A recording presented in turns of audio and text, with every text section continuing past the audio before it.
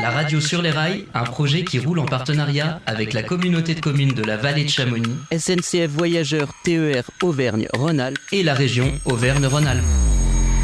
Globule Radio, la radio sur les rails. On va accueillir bientôt Jérôme Bouchet qui va nous parler qui va nous parler de l'organisation du combat des rennes ce week-end.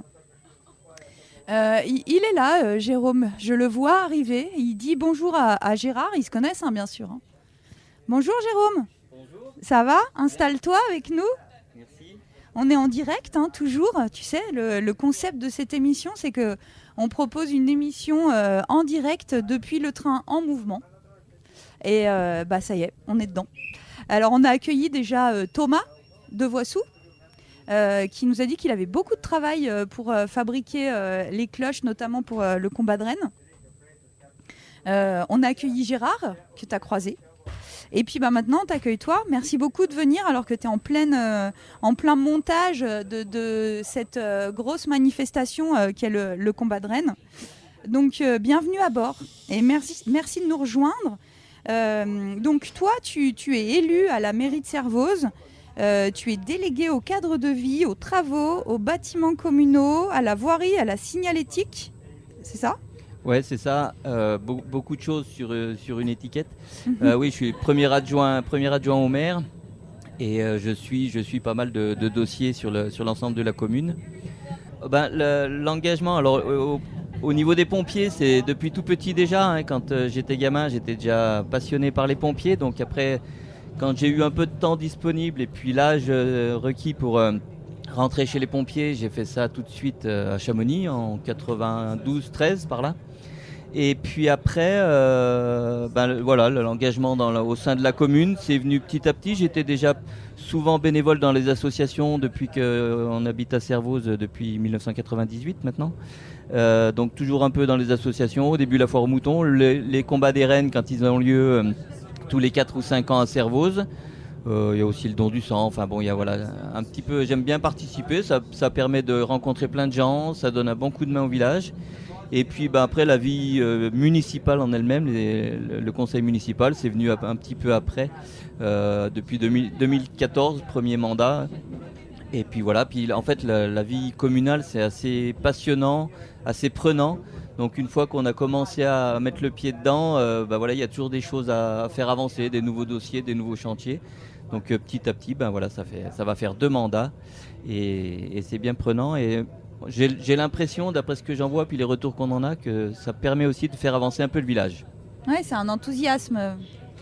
Ah oui, ça, il faut être enthousiaste, parce que c'est long, il y a beaucoup de parties administratives et tout ça. Mais voilà, on est content quand les choses avancent. Et puis, mine de rien, avec les petits moyens de la commune de Servoz, on arrive à faire des choses assez intéressantes. Donc, pourvu que ça dure. Donc, ce qui t'occupe cette semaine, c'est le combat des vaches, le combat des rennes, qui a lieu ce dimanche 24 à Servoz. Donc, après avoir discuté avec Thomas de Voissou, qui est fabricant de sonnettes, Gérard Berru, qui est éleveur et qui participe au combat, peut-être tu peux nous parler de ce combat qui a lieu en fait de façon naturelle, normalement avant la montée en alpage. Mais comment ça s'organise un événement comme celui-ci ? Oui, alors les vaches, naturellement, elles ont tendance à créer leur hiérarchie par des combats, par des luttes qu'elles font toutes seules tout au long de la saison, en fait.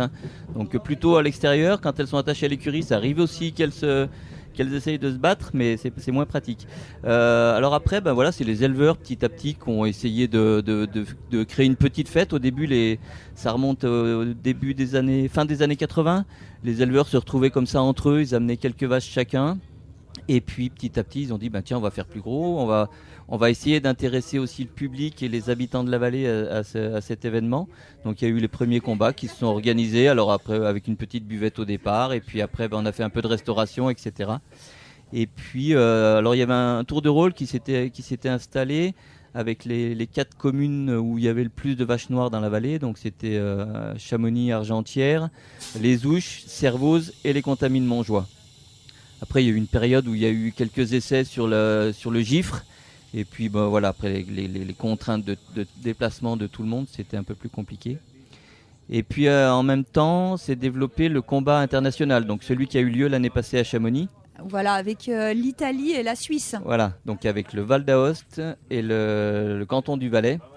Donc là, c'est un combat qui tourne tous les 3 ans, chaque année dans un pays différent, et qui du coup a empiété un peu sur l'organisation franco-française et qui a empêché le rythme de 4 ans sur lequel se déroulaient les combats dans les petits villages. Donc là, le dernier qu'il y a eu à Servoz, ça devait être de mémoire 2015.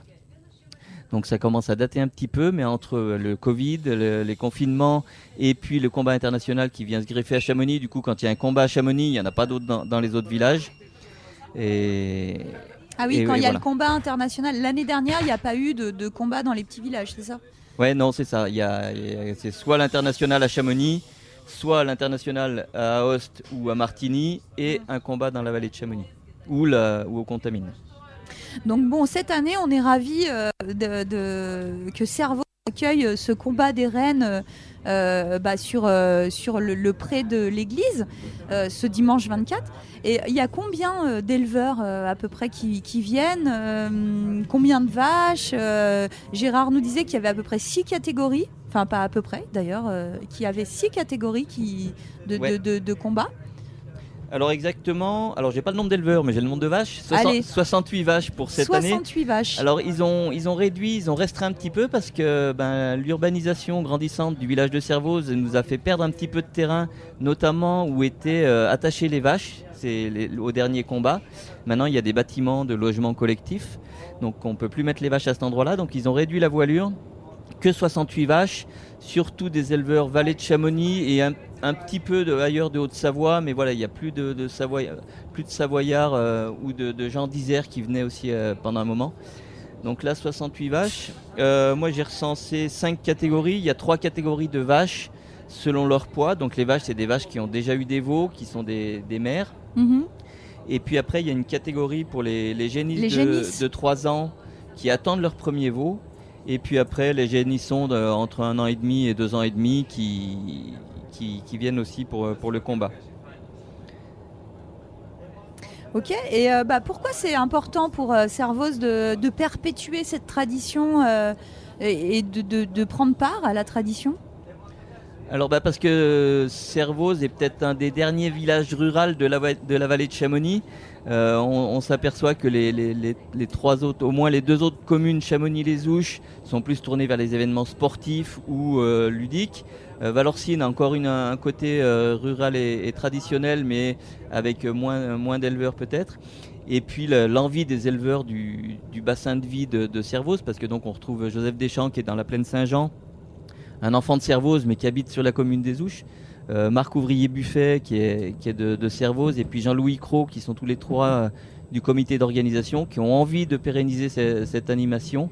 Et puis la commune, elle est toujours prête à accompagner dans ces événements-là. Pour nous, l'agriculture de montagne, plus largement le pastoralisme, c'est hyper important, c'est un des nœuds de vie de la vallée. Et donc voilà, Servoz est toujours contente d'accompagner, la commune est toujours contente d'accompagner les organisateurs d'événements agricoles ou similaires à l'agriculture. Ok, et qu'est-ce qu'ils vont trouver les visiteurs? Alors, pourquoi il faut venir ce dimanche? Déjà, il y a les passionnés des luttes de vaches. Donc on a souvent des visiteurs valaisans, des Italiens qui viennent aussi. C'est quand même du folklore. Il y a une petite hiérarchie, puis il y a quand même cette petite ambiance qu'on retrouve dans toutes les compétitions, que ce soit sportive ou ne serait-ce que les concours agricoles, avoir un prix, avoir une bête qui se démarque des autres. Donc voilà, il y a cet attrait-là. Il y a des passionnés pour ça. Et puis il y a les curieux et les gens, comme je disais tout à l'heure, qui viennent parce qu'à Servoz, il y a encore cette tradition un peu agricole et rurale. Et des gens de Chamonix ou de Salanches qui viennent pour ce côté-là attractif du monde agricole. Voilà. Oui, puis pour l'avoir vécu, c'est vraiment, qu'on s'y connaisse ou pas en vache des Reims. Moi, je suis pas une spécialiste de la vache des Reims, mais c'est quand même, c'est prenant. C'est un combat qui est prenant. Enfin, tu es dedans. C'est hyper, presque addictif, quoi. On peut passer la journée à regarder ça. à être à fond pour Morzine ou Ligurie ou raclette. Ouais. Et puis d'autant plus si on a un meneur de troupe, si on a une personne au micro qui sait mettre l'ambiance, qui sait expliquer un petit peu aux gens que le fonctionnement, parce que tout le monde ne le connaît pas, et qui sait mettre l'ambiance, on a vite fait de prendre de parti pour telle ou telle vache, celle qui se bat le mieux. Et même en étant complètement novice, on arrive à s'attacher. Puis après, l'émulation collective fait que il y a une grosse ambiance qui se met. Et dans le public en général, il y a souvent une grosse ambiance de gens qui prennent parti pour telle ou telle vache, ou alors tel ou tel éleveur aussi. Chaque éleveur a sa notoriété. Donc on pense souvent à René Ravanel d'Argentière, qui est là depuis une éternité, qui a depuis les premiers combats, et qui est toujours présent sur les combats. Et voilà, lui, il amène aussi une certaine ferveur que le public sait déployer ces jours-là. T'as une chouchou, toi ? Alors moi, je ne suis pas très au fait du nom de chacune et de tout ça. J'ai de la famille qui a des vaches, donc je vais plutôt être de ce côté-là. Et puis après, pour que la meilleure gagne, moi, j'ai pas de parti pris. Donc là, maintenant, nous sommes en gare de Saint-Gervais-les-Bains-le-Fayet. On est arrivé au terme de ce voyage, mais on a encore un petit peu de temps en gare pour en discuter. Si toi, tu as le temps, Jérôme, parce que j'aurais bien aimé parler de ce mois qui arrive pour Servoz, qui est un mois danse en animation. Parce qu'il y a beaucoup d'événements phares, notamment le Chirvathlon et la foire aux moutons. Alors, est-ce que tu as le temps d'en discuter un petit peu avec nous avant que... Oui, j'ai le temps. De quitter ce train. Oui, la période d'automne est toujours une période très, très active à Servoz. Ça a commencé déjà le week-end dernier avec les Journées du patrimoine. Donc, c'est vrai qu'il y avait beaucoup d'animations à la Maison du Lieutenant, notamment. Oui, donc fin mi-septembre, les Journées du patrimoine, c'est national. Servoz, Maison du Lieutenant, c'était surtout autour des outils anciens et de présenter encore des gens qui savaient se servir de ces outils anciens. Donc il y avait beaucoup de choses, encore une fois autour de l'agriculture, parce que notre village était plutôt agricole qu'industriel. Donc il y avait un monsieur Salvetti qui montrait pour enchapeler une faux. C'est aiguiser une faux avec une petite enclume et un marteau approprié. Il y avait des démonstrations de charcuterie à l'ancienne. Il y avait beaucoup de moules pour le beurre, de barattes, enfin de choses comme ça. Et puis voilà. Oui, et puis à Servoz, vous savez quand même faire la fête, parce que à la Maison du Lieutenant, il y avait aussi toute une animation autour de la musique et des papilles, parce qu'il y a eu battle de farcement, il y a eu concert, la turbine, il y a eu Barelli. Et c'est toujours les animations à Servoz. Je trouve qu'il y a quand même un tissu associatif qui fait que quand il y a une animation à Servoz, tout le monde s'y colle un petit peu. Je trouve qu'il y a une saveur particulière, je trouve. Oui, tout à fait. Et puis donc la Maison du Lieutenant, c'est une maison qui est animée par les animateurs nature de la communauté de communes de la vallée de Chamonix-Mont-Blanc. Donc c'est des gens qui sont là aussi pour créer de l'animation et des événements. Cette année, la petite buvette restauration qui est au rez-de-chaussée de la Maison du Lieutenant a changé de gérant. C'est des gens qui sont bien investis, qui ont envie que ça bouge, et du coup ils créent aussi des événements, et puis tout ça fait que la Maison du Lieutenant commence à être connue pour son côté gastronomique et son côté événementiel, et dès qu'il y a des animations, on retrouve un public régulier. Et donc alors à venir le week-end prochain, le combat des rennes, suivi du week-end d'après, le 1er octobre, on a le Chirvathlon. Alors ça aussi, c'est une institution. Oui, tout à fait. Alors j'ai plus le chiffre en tête, mais ça doit être le 20e, 25e Chirvathlon, qui a changé un petit peu de modèle l'année passée avec un nouveau bureau, des nouveaux membres de l'association. Et surtout, je crois, un petit événement qui fonctionne bien autour des enfants, une petite course pour les enfants, et qui a super bien fonctionné l'année passée. Tout le monde était ravi de ce petit événement pour les enfants. Et puis après, la traditionnelle course... avec la course à pied, le vélo de route et le VTT pour terminer. Donc voilà, et la célèbre soupe à l'oignon pour clôturer cette course et redonner de l'énergie à tout le monde. Après l'effort, le réconfort, comme on dit. Voilà. Et sinon, le 8 octobre, alors encore plus emblématique, c'est la foire aux moutons de Servoz. Ouais, alors là, j'ai le chiffre, c'est la 36e foire aux moutons. Alors donc le 8 octobre, la foire aux moutons, c'est calé, c'est toujours le deuxième dimanche d'octobre. Donc c'est facile à se souvenir si des fois vous avez des doutes.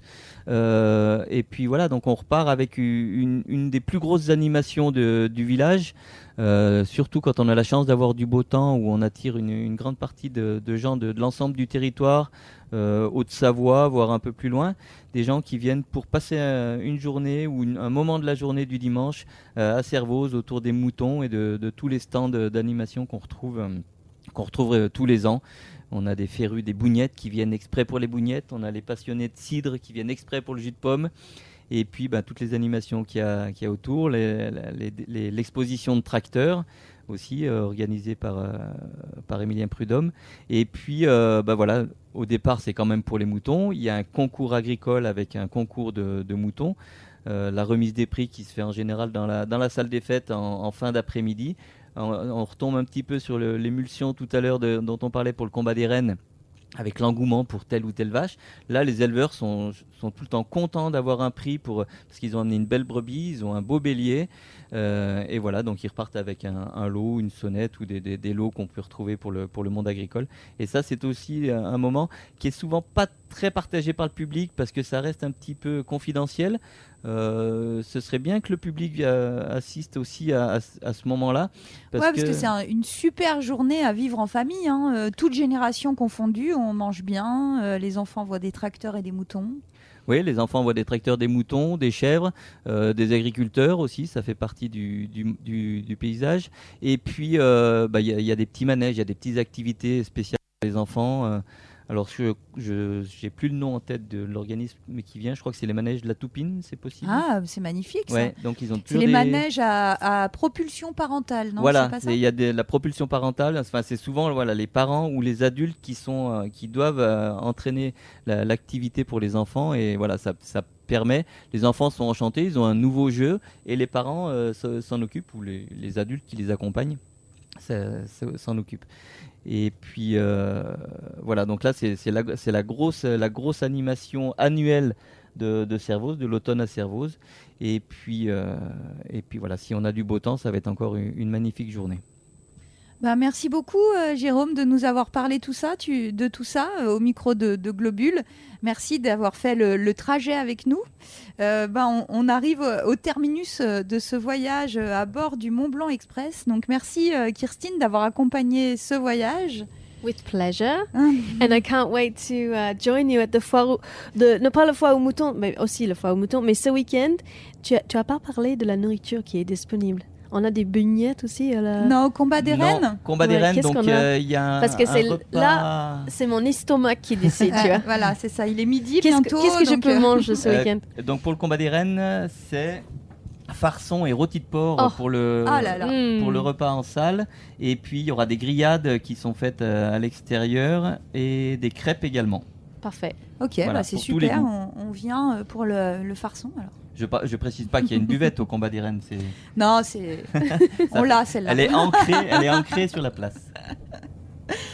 Merci à Jean-Claude aussi qui nous a soutenus tout au long de cette émission depuis le studio. Merci beaucoup pour toute cette aventure Globule Radio dans laquelle tu es depuis le début à mes côtés.